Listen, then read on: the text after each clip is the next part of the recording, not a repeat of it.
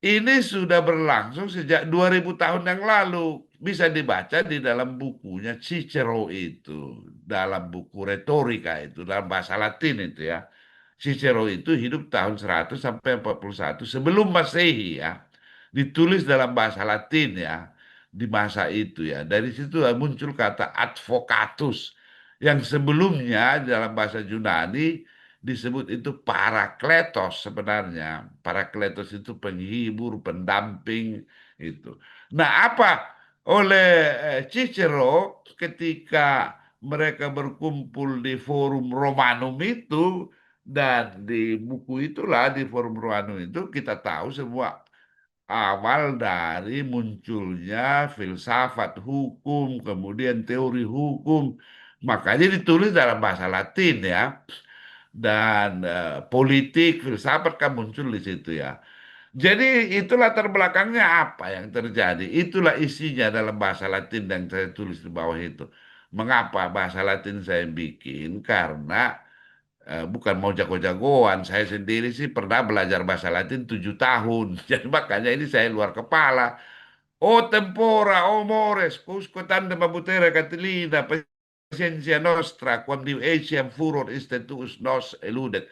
Et tu Brutus, ini penjelasannya banyak sekali ya.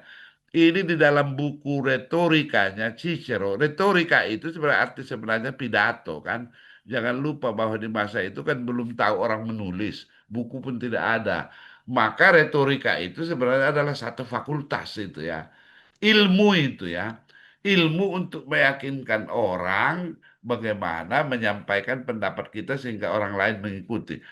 Maka Cicero mengatakan apa? Waktu itu berkumpullah semua jenderal-jenderal di Forum Romanum itu masih ada itu kalau kalian pergi ke Roma. Waktu saya di situ masih ada sisanya itu. Dan saya bicara ini dengan teman Italia itu. Heran dia kok Indonesia tahu bahasa Latin. Oh tempora, oh mores. Itu artinya tempora dari tempus ya. Tempus tempores itu ya, maka jadi tempora ya. Mores itu dari moris, apa yang jadi moral sekarang ya. Jadi ini artinya sebenarnya oh tempora, oh mores, wahai zaman ini, wahai kelakuan kalian semua kan gitulah ya. Kok kalian kayak cebong dan kampret semua kira-kira gitulah ini ya. Kus ketan dan babutere katilir. Kau katilir, katilina ini adalah jenderal ya. Sampai di mana kau bikin kita semua pasiensia nostra, pasien menderita nostra, penderitaan kita semua ya. Kau kok bikin menderita semua banyak sekali dia main apa intrik-intrik dan segala macam macam sekarang lah ini demo-demo ribut-ribut kan. Sampai kapan kau etiam furor istetus?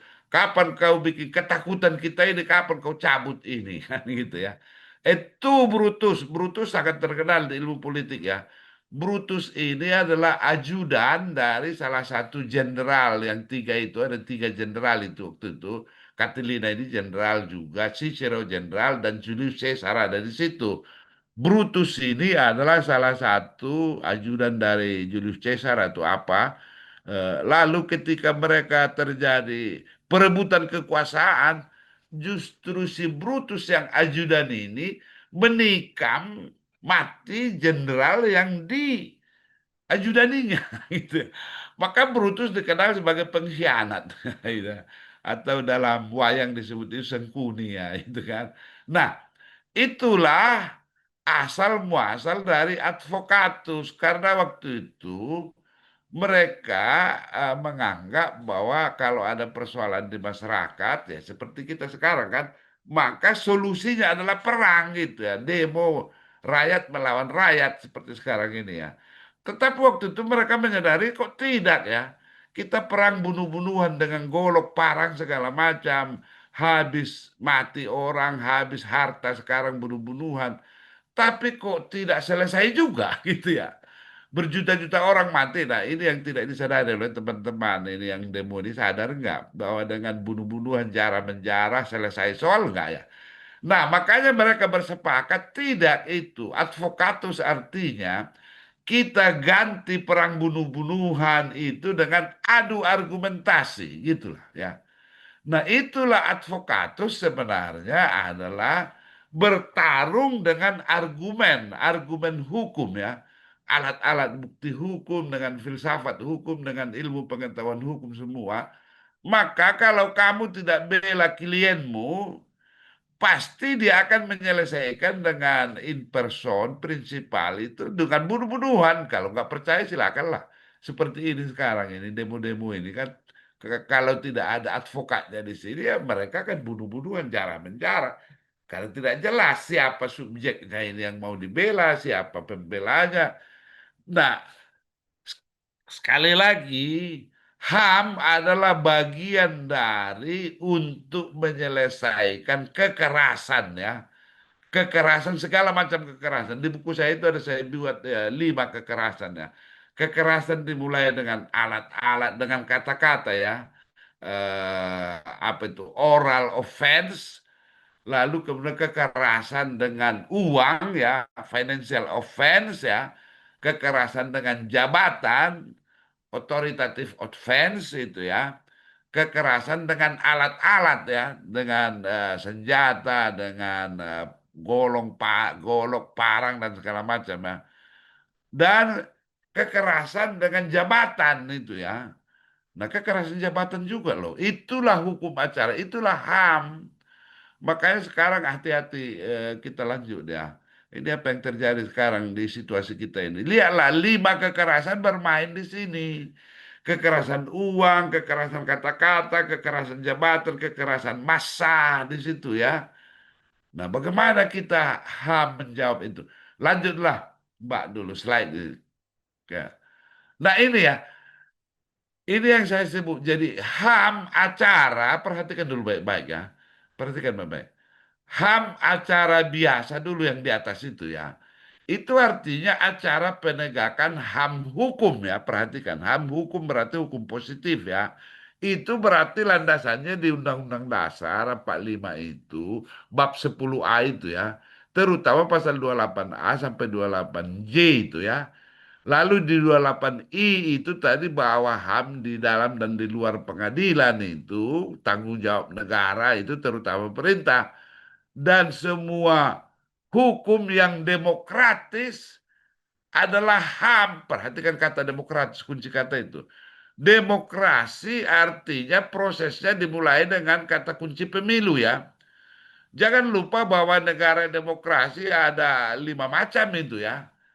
Demokrasi, militer demokrasi juga, monarki demokrasi juga ya, terus apa itu feodal demokrasi juga ya. Negara demokrasi semua itu ya. Terus ayat-ayat suci demokrasi juga, demokrasi apa itu teologis gitu ya, demokrasi apa itu teokrasi ya. Tetapi HAM kita menyebut negara demokrasi ya. Demokrasi berarti dengan kunci kata pemilu. Mengapa? Berarti semua hukum di negara kita dibuat dengan lembaga dan para pejabat hasil pemilihan umum. Perhatikan itu, kata itu ya. HAM demokratis artinya apa? Hasil pemilihan umum. Jadi di kita bukan hukum undang-undang yang berlaku berdasarkan diktator, berdasarkan feodal, tidak, berdasarkan teokrasi, ayat-ayat suci, tidak ya. Tetapi berdasarkan yang dibuat oleh itu tadi para pejabat di lembaga-lembaga yang dipilih melalui proses pemilu. Di DPR RI mereka hasil pemilu kan. Para pejabat di tingkat nasional hasil yang dipilih dari proses pemilu kan. Di Perda provinsi kabupaten hasil pemilu.